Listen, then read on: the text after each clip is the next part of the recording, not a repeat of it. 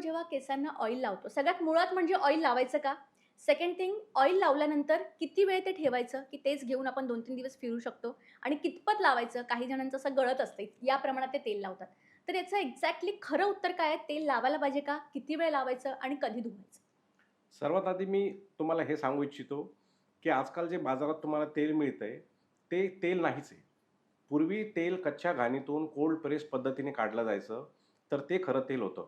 हं. आज तुम्हाला एवढ्या सगळ्या पॉप्युलेशनला, एवढ्या लोकसंख्येना एवढं तेल तुमचं पुरूच शकत नाही.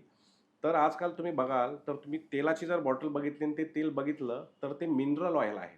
त्याचं हो. कंटेंट मिनरल ऑइल आहे. म्हणजे तुम्ही लावताय, तर ते हार्मफुलच आहे. हं. दुसरी गोष्ट, केसांच्या मुळांचा आणि तेलांचा काहीही एक संबंध नाही आहे. हं, हं, हं. तेल फक्त तुमच्या स्काल्पला मॉइश्चराइज करू शकतो. तुमच्या स्काल्पला तो पी-एच त्याचा मेंटेन करू शकतो. हेअरला थोडंसं शाईन देऊ शकतो. याचाच तेवढाच संबंध आहे.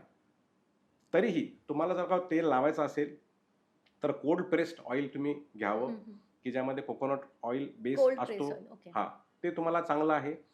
वीकली 1 वेळा, जास्तीत जास्त 2 वेळा तुम्ही लावू शकता. ओके. तेल ठेवायचं किती प्रमाणात, किती वेळा साठी हं, ठेवायचं? हं. तर मी असं म्हणेल, की तेल तुम्ही 30 मिनिटं ते 2 तास जास्तीत जास्त स्काल्पमध्ये ठेवलं तरी पुरेसं ओके, आहे. ओके.